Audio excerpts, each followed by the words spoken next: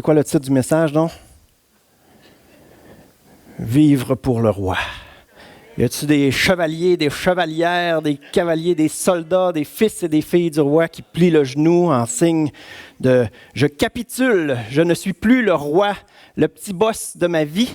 C'est toi, mon roi, je veux vivre pour toi. » Est-ce que vous pouvez faire cette prière-là avec moi alors que le titre du message, c'est « Vivre pour le roi ». Quel privilège de vivre pour un maître parfait comme Jésus. C'est ce qu'on veut, Seigneur. Viens parler à nos cœurs ce matin. Dans le nom de Jésus, amen. Vivre pour le roi, quel grand privilège. Ça nous suit depuis le début de cette série. On est rendu à peu près à 25 messages. Ça va se terminer la semaine prochaine. D'ailleurs, l'idée qu'on est des fils et des filles du roi avec une dignité extraordinaire, une valeur extraordinaire. Alors, on en parle sur le plan individuel, chacun d'entre nous, des fils et des filles du roi. Mais collectivement, qu'est-ce que ça donne? Un paquet de fils, de filles avec un père. C'est quoi ça collectivement? Une famille. Une famille. Alors, ça va être ça, le thème ce matin, une famille spirituelle. Une famille que Dieu s'est créée, le Christ venu, le Fils de Dieu mort à notre place pour que nous soyons des fils, des filles du roi. Est-ce que c'est facile? Parce que concrètement, là, vous allumez tout de suite, hein? Le pasteur il va parler de l'Église, la famille de Dieu. Eh oui, vous avez compris. Est-ce que c'est facile, toujours, aimer ses frères et sœurs, grandir, hein? Mettre en pratique, je ne sais pas s'il y en a qui ont vécu des déceptions, des difficultés, des blessures parfois à travers l'Église. Hein? À peu près tout le monde, ça nous est arrivé d'être déçus.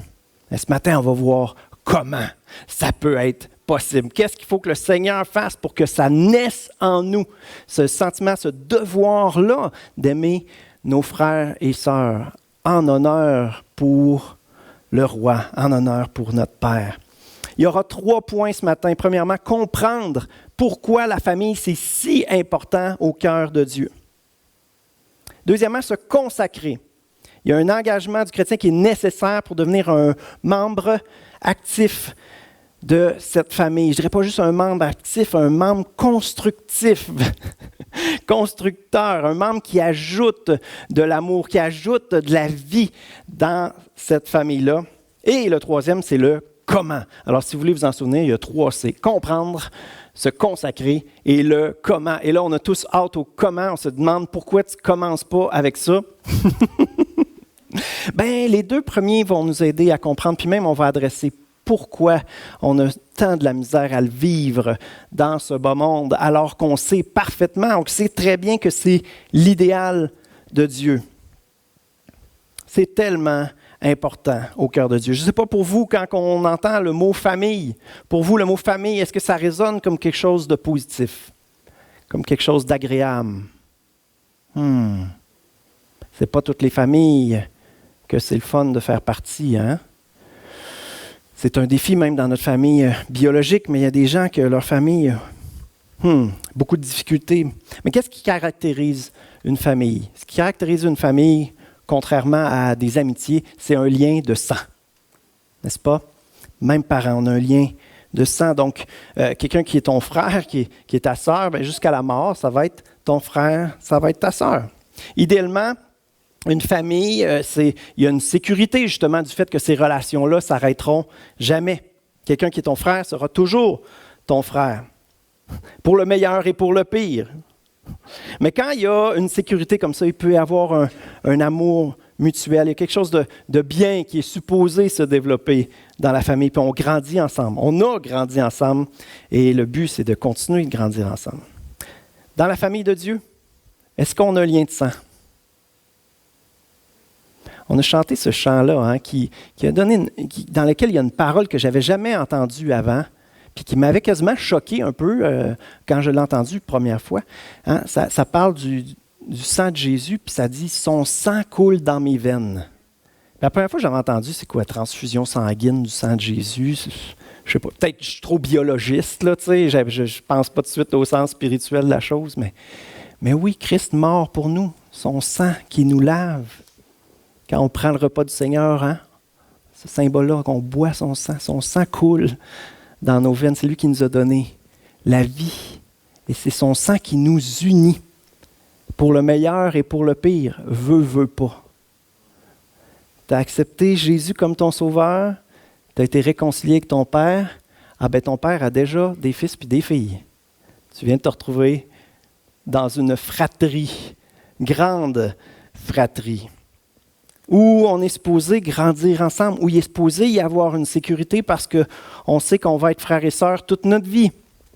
Donc, on se protège les uns les autres et on grandit ensemble. J'ai connu une grand-maman qui avait 4 enfants, mais dont 2 de ses enfants étaient en chicane pendant des dizaines d'années. Et c'était la plus grande tristesse dans le cœur de cette grand-mère-là de jamais voir ses enfants, ses petits-enfants, tous réunis. Jusqu'à la fin, c'était très difficile pour elle. Sa famille n'était jamais réunie. Puis c'est un peu absurde parce que à ses funérailles, ses 2 enfants en chicane étaient là tous les 2. Ce jour-là, ils ont toléré la présence l'une de l'autre. Alors c'est triste. Tout le long du vivant de leur mère, qui aimait, il y avait une bonne relation chacune de ces 2 personnes-là avec leur mère. La relation continuait, mais ces 2 sœurs ne voulaient jamais se voir. Et là, aux funérailles, ils se retrouvent ensemble dans la même pièce parce qu'ils veulent être là pour les funérailles de leur mère. Il n'y a rien qui réjouit plus le cœur d'un grand-père, d'une grand-mère, que de voir sa famille réunie. Autour d'une table, idéalement, manger un bon repas ensemble, avoir un temps d'intimité ensemble. Et c'est merveilleux parce que ça va ressembler à ça pas mal au ciel. Lisons dans Apocalypse 19, versets 7 à 9. « Réjouissons-nous, exultons d'allégresse et apportons-lui notre hommage. Voici bientôt les noces de l'agneau, de Jésus. Son épouse, l'Église, se tient toute prête. Elle s'est faite belle. Elle a reçu une robe de fine toile d'une blancheur éclatante. Cette robe représente la conduite irréprochable de ceux qui appartiennent à Dieu et les bonnes actions qu'ils ont accomplies. L'ange me dit alors, écris, heureux les invités au festin des noces de l'agneau. Il ajouta, ce sont là les paroles authentiques de Dieu. Elles sont éternellement vraies et valables. Un festin, un repas où toute la famille de Dieu va être réunie pour un événement extraordinaire, les noces de l'agneau. Mais pourquoi on ne le vit pas plus? On va avoir un repas ensemble aujourd'hui. J'espère que vous allez tous rester pour qu'on prenne le temps de manger ensemble. C'est ça, la famille. Mais pourquoi on ne le fait pas plus? On va mettre l'accent sur un mot qui nous freine terriblement si on n'accepte pas le remède de Dieu pour ce problème-là. Un mot. Ça va venir, mais je veux commencer avec une illustration. Une parabole pour vous ce matin. Une histoire de chien. On va sauter quelques diapos. Tu peux mettre la diapo avec le beau petit pitou. On fait une histoire, une allusion. Puis la Bible fait ça, nous représenter par des animaux. OK? Alors, ne m'en voulez pas si je le fais. Ce matin, on s'imagine que sur la terre, c'est des chiens et non pas des êtres humains. Et là, les chiens s'amusent, ils font un peu tout ce qu'ils veulent. Ils jouent, ils courent partout, ils font plein de choses. Le problème, c'est que chaque chien, tous les chiens, ils veulent être le plus fort. Ils protègent leur territoire, ils vont voler la nourriture à un autre. Ils vont échanger le super nonos de l'un contre la nourriture de mauvaise qualité. C'est comme la guerre un peu. Mais certains chiens regardent les choses en face, prennent conscience que ça ne devrait pas se passer comme ça. Prennent conscience qu'il y a des ténèbres autour d'eux, de la misère, de la méchanceté. Et là, ils réalisent que Jésus est mort pour tous les petits chiens sur la terre. Toutes les bêtises que font les chiens, y compris les leurs, réalisent la grande miséricorde de Dieu qui s'est soucié pour des chiens misérables comme eux. Amen. Je ne sais pas si vous vous identifiez aux chiens, mais moi, oui. Ils se font alors donner une vie nouvelle dans la merveilleuse lumière de Dieu. Toutefois, après quelques semaines, dans cette merveilleuse lumière, ils constatent qu'ils ne sont pas parfaits du tout encore. Puis là, ils ne se sentent pas vraiment à la hauteur de Jésus, leur maître. Ils se sentent indignes de lui. Indignes de marcher avec Jésus. D'accepter de se mettre en laisse puis de marcher avec Jésus, à côté de lui. Il lui demande plutôt de les attacher après un poteau pour qu'ils se pratiquent à devenir de plus en plus bons, pouvoir plaire à Jésus. Alors, il saute, il s'entraîne, il essaie de plaire à Dieu, faire ce que Jésus veut. Mais finalement, c'est jamais vraiment au point. C'est jamais à la hauteur du maître. Alors, ils finissent par saillir. Ils sont dégoûtés d'eux, sont déçus d'eux. Puis la vie, finalement, dans la merveilleuse lumière, n'a rien d'amusant. Alors, ils jappent. Ils jappent après les autres chiens, autant ceux entrés dans cette merveilleuse lumière que ceux qui sont dehors.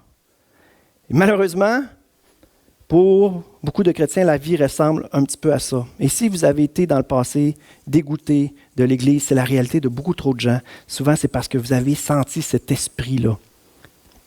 Cet esprit d'esclave, cet esprit de jappage les uns contre les autres. Quand je parle de merveilleuse lumière, regardez ce texte-là qui est magnifique. 1 Pierre 2, verset 9. Vous êtes un peuple choisi, des prêtres royaux, une nation sainte, un peuple racheté, afin de proclamer les louanges de celui qui vous a appelé des ténèbres à la merveilleuse lumière. Mais comment c'est supposé se passer dans cette merveilleuse lumière? On est supposé vouloir marcher avec Jésus. On est supposé être capable d'être ensemble. Ça brise le cœur du Père quand on n'est pas capable d'être ensemble. Il y a beaucoup de chrétiens qui ont été déçus de l'Église, qui vivent leur foi tout seuls, des chrétiens nomades, des chrétiens errants, des chrétiens un peu déconnectés. Puis on sait qu'est-ce qui se passe quand on s'éloigne de l'Église. Bien souvent, on se refroidit avec Dieu aussi. Mais c'est absurde d'être un chrétien déconnecté de l'Église.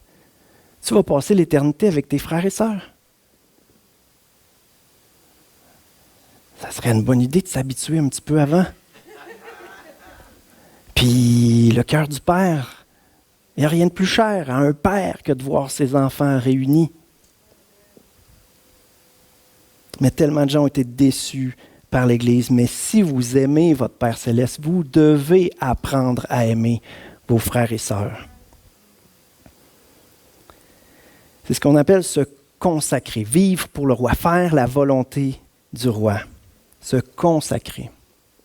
Notre vie entière entre les mains du roi. Je veux qu'on parle de ce que c'est la consécration, jusqu'à où ça va la consécration du chrétien.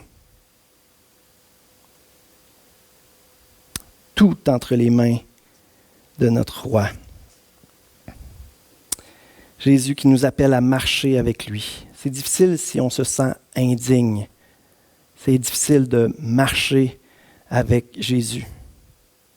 Même de tout remettre entre ses mains. Ah non, je vais m'améliorer un petit peu. Je vais mettre les choses en règle. Je ne veux pas remettre des choses croches entre les mains de Jésus. On se sent indigne. On se sent indigne. La semaine passée, vous vous rappelez l'histoire de Pierre. Pierre, après avoir renié Jésus 3 fois, il est déçu de lui. Il est dégoûté de lui. Comment je peux avoir passé 3 ans avec Jésus, puis le trouver merveilleux, puis m'attacher à lui, puis être prêt à mourir pour lui? Il m'avise que je vais le renier 3 fois. Je dis jamais. Puis je viens de le faire. Mais quel raté je suis. Je suis complètement indigne de Jésus. Puis là, qu'est-ce que Jésus va le faire? Jésus va renouveler son appel. Je sais que tu es imparfait. Mais la question c'est, m'aimes-tu? Oui? OK. Prends soin de tes frères et sœurs. M'aimes-tu? Oui, tu sais que je t'aime. OK. Rentre dans la famille. Prends soin de tes frères et sœurs. Investis-toi. Sois un membre actif qui ajoute des frères et sœurs à la famille, qui prend soin des frères et sœurs. Jésus nous appelle non seulement à marcher avec lui, mais à marcher pour lui. C'est inconcevable. J'étais un chien misérable, puis là, j'ai de la misère à accepter de marcher avec toi. Mais là, il veut faire de nous un être humain dans lequel son esprit habite, puis qu'on se met à représenter Jésus. C'est inconcevable. C'est inconcevable. C'est difficile à accepter. C'est difficile à croire. C'est ce qu'on s'efforce de faire depuis 25 messages. Accepter que Dieu veut véritablement qu'on soit des fils, des filles du roi qui le représentent. Appelés à marcher la tête haute. Imparfait? Oui. Mais qui aime Jésus. Mais qui aime Jésus. C'est un Pierre imparfait que Jésus a appelé à le suivre, à le servir. C'est une façon complètement contraire à la logique humaine. Aimer des pécheurs pour qu'ils soient renversés, puis qu'ils veuillent aimer Dieu en retour, alors ils se mettent à aimer de mieux en mieux. C'est complètement contraire. Notre logique à nous, c'est un pécheur, il faut l'éduquer, il faut y apprendre. Puis là, Dieu dit, attends un peu, les tapes en arrière de la tête, Jésus les a subis à la croix, il faut l'aimer. Et là, ça le relève. Il aime Dieu en retour. Ah, Dieu, il m'a donné des frères et sœurs. Bon, il faut que j'apprenne à les aimer. Et on s'améliore, couvert par la grâce de Dieu. Tu seras toujours indigne de marcher avec Jésus si tu regardes à toi-même. Toujours. Est-ce qu'on y croit que Jésus veut qu'on marche avec lui? OK, ça ne reposera jamais sur notre perfection. Jamais, pas une seconde, pas une microseconde. À chaque microseconde, tu es dépendant de cette grâce de Dieu qui te couvre. Ça, c'est le sang de Jésus versé à la croix qui t'a couvert. C'est ça qui fait que tu peux marcher avec Jésus. Et non seulement marcher avec lui, mais le représenter. Quelle transformation, quel changement. Malgré nos imperfections. Ce qui a relevé Pierre, ce qui a fait qu'il a été capable d'entrer dans son appel, c'est qu'il a expérimenté la grâce de Dieu. Expérimenter la grâce de Dieu. La miséricorde de Dieu nous sort de notre misère. La grâce de Dieu nous fait rentrer dans notre destinée, dans une vie à représenter Jésus. Miséricorde de Dieu nous sort de notre misère. Super! Une étape de fête. La grâce de Dieu nous amène à entrer dans la vie que Dieu veut pour nous. Et c'est inédit. C'est complètement différent de ce qu'on lit, de ce qu'on voit dans l'Ancien Testament. On va voir un texte qui va nous parler de ça. En fait, ça va être la solution, la clé, le comment auquel on va arriver à la fin.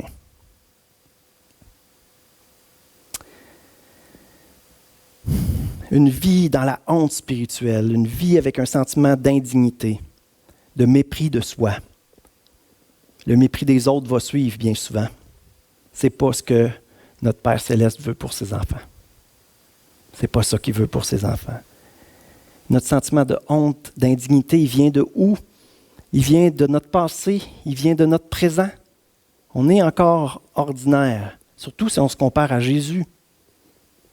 Hein? On va toujours l'être ordinaire si on se compare à Jésus. Mais je veux parler surtout de vos péchés, les grosses gaffes, là, votre CV de grosses bévues, là, de grosses gaffes dans le passé. Là. Laissez jamais l'ennemi vous rentrer dans la tête que votre péché est trop grand pour le sang de Jésus. Laissez jamais l'ennemi mettre dans votre tête que vous êtes disqualifié, indigne, que vous ne pouvez plus marcher avec Jésus, que vous ne pouvez plus le servir à cause d'un péché trop grand dans votre passé. Vous acceptez la grâce de Dieu, vous entrez dans votre vie avec Dieu, votre témoignage chrétien commence aujourd'hui. Si jusqu'à maintenant, vous avez accepté la miséricorde de Dieu parce que vous vous sentez misérable, mais que là, vous réalisez que Dieu veut une vraie vie pour vous, victorieuse, à le représenter, votre témoignage chrétien commence aujourd'hui. Dans 2 ans, l'Église pourra reconnaître que Dieu est agissant dans votre vie. Parce que la confiance des êtres humains, ça se gagne quand même. Hein? La Bible nous encourage à être patients, à laisser le temps, éprouver les choses. Un nouveau venu zélé qui rentre dans une église, qui veut tout changer. Attends un peu là, relax. Un chrétien qui arrive d'ailleurs, il arrive avec son bagage à lui. Hein? Puis là, nous, notre Église, on a notre culture, notre façon de fonctionner à nous. Laisse-toi apprivoiser, là. Laisse-toi...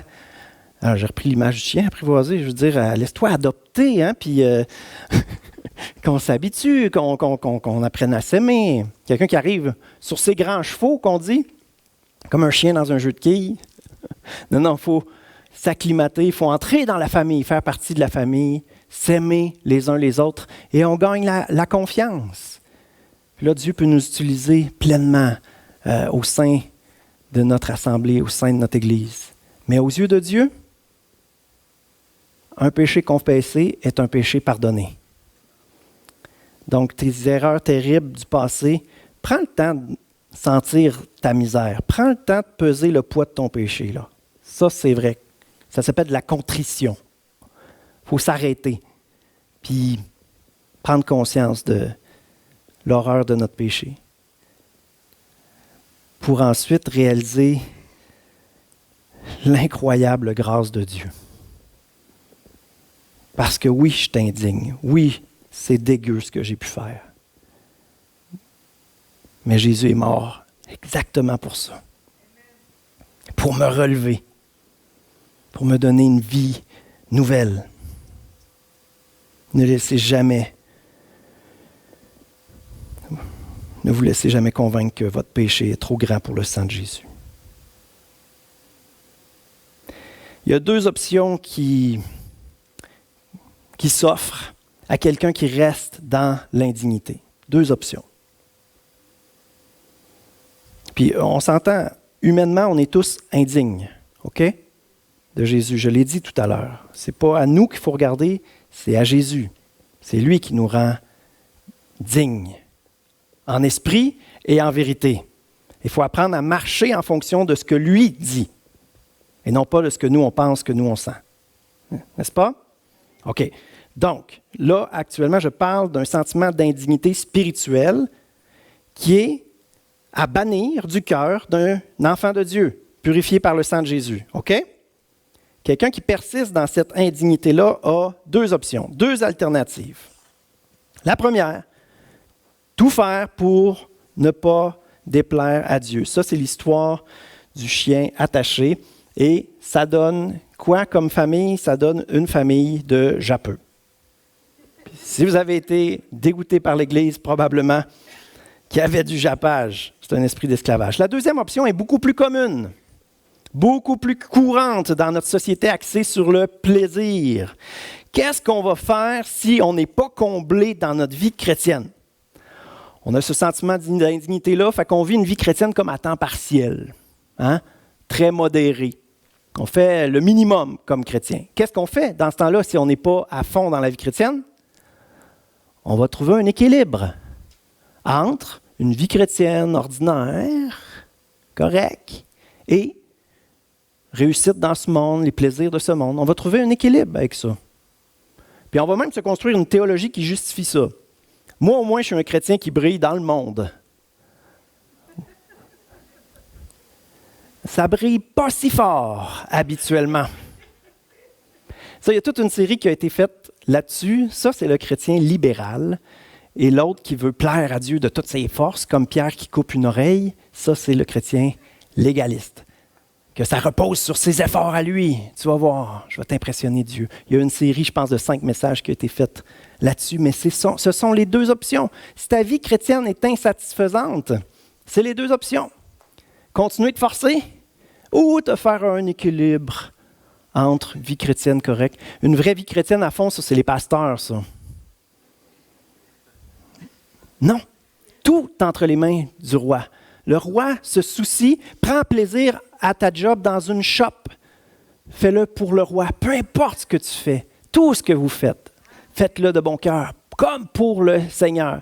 Il prend plaisir à tout ce que vous faites pour lui. À tout ce qu'on fait pour lui. Mais tant qu'on se sent indigne, dans les deux cas, c'est le même problème. C'est ce sentiment d'indignité qui fait qu'on est incapable de plonger dans la vie que Jésus veut pour nous. On s'indigne. Alors, désolé Jésus, c'est pour les autres ça. C'est pas pour moi. Moi, je vais rester ici. soit à essayer de plaire à Dieu par notre propre intelligence, ou soit en se trouvant un équilibre. Donc, plonger dans la vie avec Dieu, ça s'appelle la consécration. Alors, on va voir jusqu'à où va la consécration du chrétien. Il y a un texte dans la Bible, vous allez vous rappeler ça, on raconte toujours ça dans les mariages. Alors, Myriam, Jacob, vous vous rappelez de tout ça. L'apôtre Paul va parler d'une comparaison entre l'union mystique entre Christ et son Église et le mariage. L'engagement du chrétien, ça ressemble beaucoup à l'engagement dans le mariage. Je demanderai à Claudette de prendre le micro parce qu'elle va nous faire la lecture d'un texte inspiré du psaume 45, 11, qui dit « Écoute ma fille, regarde et tends l'oreille, oublie ton peuple et la famille de ton père. » Ça ressemble beaucoup à ce qu'on connaît plus. C'est pourquoi l'homme quittera son père, sa mère, s'attachera à sa femme, ils deviendront une seule chair. Alors, c'est un texte qui a été écrit par Candy Simon Ourlin, une Américaine qui a marié un Français. Eh oui, c'est possible. Tu t'installes là? Tu aurais voulu rester en bas, hein? Mais elle est belle. Est-ce qu'on peut l'applaudir? On l'aime, notre sœur Claudette. C'est-tu la bonne hauteur? Oui. C'est bien? OK. Écoute ma fille. Oh, on va te peser sur le piton. Ça ne fonctionne pas. Voilà. Le titre du texte. Le titre du texte, c'est « Oublie ». Écoute ma fille, regarde et tends l'oreille, oublie ton peuple et la maison de ton père. Avant notre mariage, je terminais mes études dans un collège biblique aux États-Unis, alors que Dominique accomplissait son service militaire en France. Nous envisagions de nous marier à la ferme de mes parents sur les prairies du Dakota du Nord et ensuite de travailler avec Teen Challenge, défi jeunesse à Bruxelles, en Belgique. J'avais une bonne relation avec ma famille et surtout, j'étais une fille à papa. Alors, tu comprendras mieux comment la conversation suivante m'a bouleversée. Le Seigneur m'a parlé directement par ce passage, le psaume 45, 11, 8. C'est plate, C'est correct, continue. Je continue. D'abord, il a attiré mon attention. Écoute, ma fille. On aurait dit que Jésus me regardait droit dans les yeux. J'ai continué à lire en tendant mon oreille. Il m'a rassuré à propos de cet engagement à vie dans lequel je me préparais à embarquer. Il me donnait ses directives pour que tout se passe selon son plan. Oublie ton peuple, les Américains et la maison de ton père, ma famille. Pourquoi me demanderait-il un tel sacrifice? Il tenait à mon bonheur et à mon utilité pour son royaume. Il savait que la douleur que je ressentirais, car il avait déjà marché sur le chemin de l'abandon des siens et de la mort à soi. Je devais oublier ce qui était en arrière pour me tourner vers mon avenir, vers le continent où il voulait que je le serve aux côtés de mon mari. Afin de ne pas vivre dans la tristesse et d'éprouver constamment le mal du pays, laisser derrière ma famille et mon peuple était la solution divine. Le vieux proverbe dit « Qui prend mari, prend pays », mais mon appel me poussait au-delà. Depuis ma jeunesse, Dieu m'avait mis dans le cœur un amour pour l'Europe et depuis lors, je désirais y résider et travailler. Donc, j'y allais avec joie, sachant que mon Père céleste s'occuperait de moi et des miens. La parole de Ruth ont constitué nos vœux de mariage. Où tu iras, j'irai. Où tu habiteras, j'habiterai. Ton peuple sera mon peuple et ton Dieu sera mon Dieu. Après avoir vécu 3 ans en Belgique, 22 ans en France et 20 ans au Québec, je confirme que Dieu ne m'a demandé l'impossible, ne m'a pas demandé l'impossible. Il avait planifié chaque détail. J'ai oublié mon peuple pour en retrouver 2 autres, les Français et les Québécois. Aucun regret, parsème le chemin parcouru, car servir Dieu et son Église avec Dominique m'a apporté la plus grande satisfaction. En prime, Dieu a toujours pourvu pour que nous 4, en famille, retournions rendre visite à ma famille. À ne jamais oublier, Dieu nous aime, toi et moi. Le roi porte ses désirs sur ta beauté. Quand nous réalisons que nous sommes aimés, nous sommes libres et heureuses de suivre notre roi, où que ce soit. Où voudrait-il t'amener aujourd'hui? Te demande-t-il d'oublier et de lâcher prise afin d'avancer sur un terrain inconnu? Souviens-toi, Dieu ne nous laisse pas avec les mains vides. Puisqu'il est ton Seigneur, prosterne-toi devant lui. Merci, Claudette.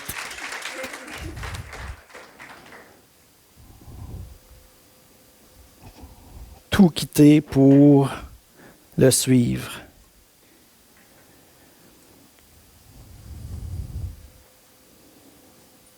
Et ce dernier verset-là, le roi porte ses désirs sur ta beauté. Est-ce que vous vous trouvez beau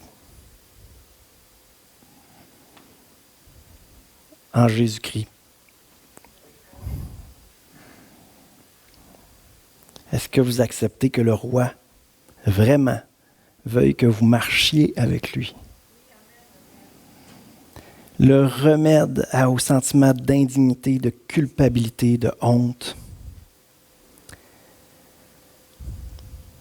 qui nous garde dans une vie chrétienne médiocre, malheureux, triste, et pas de joie dans une vie chrétienne médiocre.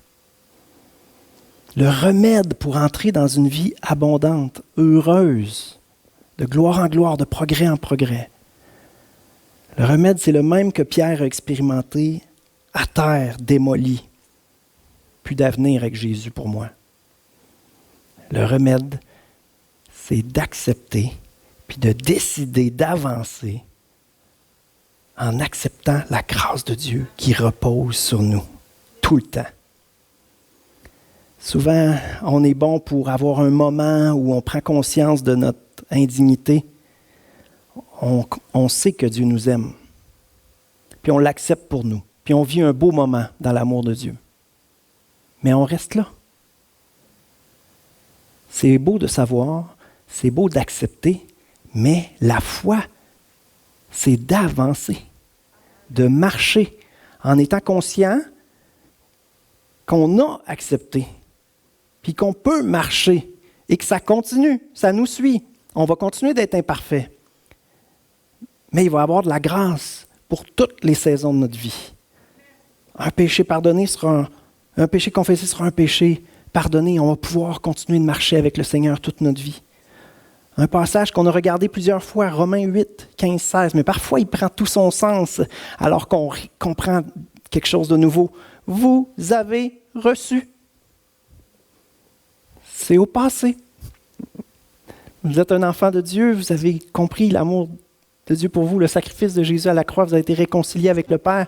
Vous avez reçu un esprit d'adoption par lequel nous crions « Abba, Père ». Ça, c'est inédit. Ça ne s'est jamais passé dans l'Ancien Testament de pouvoir appeler Dieu, le Père créateur de l'univers, « Papa ». Mon papa d'amour. Abba, Père, c'est ce que ça veut dire. Oui, il est encore l'Éternel Dieu tout-puissant, juste. Oui, mais on peut l'appeler mon papa d'amour à cause que Jésus est mort à la croix pour nous, a fait de nous des fils, des filles Des vrais fils, des vraies filles, des petits gars, des petites filles qui peuvent s'asseoir sur les cuisses de Dieu, le Père assis sur le trône de grâce. Approchez-vous avec assurance, c'est ça, c'est un enfant qui court puis qui saute dans les bras de son père. On peut faire ça et l'appeler mon papa. L'Esprit lui-même rend témoignage à notre esprit que nous sommes enfants de Dieu. Pas juste appelés enfants de Dieu, nous le sommes. Et alors que tu marches avec Jésus, puis que tu chutes, ou le sentiment d'indignité revient. Ah, Seigneur, libère-moi de ce sentiment d'indignité. Je veux avancer avec toi. Je veux accepter cela. Accepter la grâce de Dieu pour nous. Accepter cet esprit d'adoption-là. Si le Saint-Esprit est en vous, il y a ça en lui. Il ne suffit que de lui demander de le rendre, que ça rentre dans toutes les fibres de votre esprit pour que vous puissiez marcher avec cette assurance-là. Et c'est là que la joie vient à marcher avec Jésus. C'est là que l'engagement, comme on vient de lire, l'engagement de Candy envers Dominique où elle a tout quitté, c'est là que de tout quitter devient naturel. Parce que Christ est mort pour moi, qu'est-ce que je peux faire d'autre que de vivre pour lui? Tout ce que j'ai, c'est grâce à lui. Alors là, la consécration, qui est de tout remettre entre les mains du roi, devient quelque chose de naturel. Offrez vos corps comme un sacrifice vivant à Dieu. Offrez toute votre vie comme un sacrifice vivant. Ça ne sera pas quelque chose d'extraordinaire de votre part. Non, ce sera de votre part un culte raisonnable. Ce sera normal. Ça va se faire de soi. Si vous acceptez la grâce infinie de Dieu pour vous. Je suis tombé sur un livre dernièrement, What's so amazing about grace? Vous connaissez tous le chant Grâce infinie. En anglais, c'est Amazing Grace. Alors, tous les anglophones connaissent ce chant-là. Et là, ce livre-là a commencé avec ce titre-là. C'est quoi qu'il y a de si amazing about grace? Parce qu'on entend ce mot-là tout le temps. La grâce, la grâce, la grâce. Tant que tu ne l'as pas saisi, tu n'entres pas dans la vraie vie avec Dieu. C'est le cœur de la vie chrétienne. C'est le cœur de la vie chrétienne. Je demanderai aux musiciens de s'approcher. On a tellement fait des chants qui étaient 100% en ligne avec le message. C'est après avoir expérimenté la grâce de Dieu que Pierre est véritablement prêt à mourir pour Jésus. Il avait dit, je suis prêt à mourir pour toi, n'est-ce pas? Il était prêt à s'attaquer à des gardes qui attaqueraient Jésus. Mais quand il a expérimenté la grâce de Dieu, ah ben là, j'appartiens à Jésus. Comment la consécration puis la grâce peuvent être de même? Y en a-tu que ça brasse un petit peu leur théologie? La consécration, franchement, il faut vouloir. Il faut lutter contre notre chair.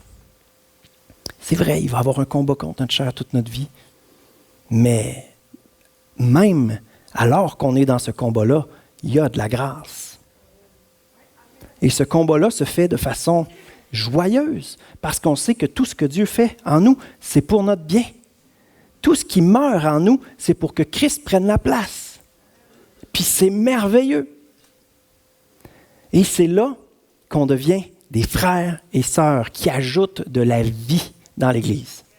C'est là qu'on devient des frères et sœurs qui amènent de l'amour dans l'Église. Tant qu'on n'a pas saisi l'amour du Père pour nous, son amour pour nos frères et sœurs, tant qu'on ne s'est pas investi à fond pour lui, qu'on a pris cet engagement-là de vivre pour lui, c'est là qu'on peut devenir un frère et sœur engagé. Engagé. Il n'y aura jamais d'église parfaite. Il va toujours y avoir des défis. Il va toujours y avoir des tentations de s'éloigner. Mais celui qui a vraiment saisi l'amour de Dieu pour lui ne peut pas revenir en arrière. Est-ce qu'il y en a qui veulent saisir pour eux personnellement la grâce de Dieu, qui veulent avancer en étant conscients de cette grâce qui repose sur eux. Oui, le bonheur et la grâce m'accompagneront tous les jours de ma vie. J'habiterai dans la présence de l'Éternel jusqu'à la fin de mes jours et jusque dans l'éternité. Ça va me suivre. Je vais marcher avec Jésus. Marcher avec Jésus. Est-ce qu'il y en a qui veulent que cet esprit d'adoption véritablement les remplisse dans leur esprit, change leur intelligence, amène un sentiment d'être aimé dans leur âme, ce qui va amener tellement de guérison? Est-ce qu'il y en a qui veulent ça ce matin? Oh Seigneur Jésus, on se place devant toi, on te demande de faire ces miracles-là, oh Dieu. On veut vivre la vraie vie, Seigneur. On veut vivre une vie, Seigneur, couverte par ta grâce, remplie de joie, remplie d'amour, Seigneur, remplie de paix, à être capable de surmonter tous les défis que peuvent nous apporter ce monde, Seigneur. Mais une vie, Seigneur, dans laquelle on va être libre, Seigneur. Et ce qui va faire que tu vas être libre de briller à travers nous, Seigneur. Oh, donne-nous, Seigneur, de nous donner à toi plus que jamais, Seigneur. Je te demande, Seigneur, une conviction dans les cœurs.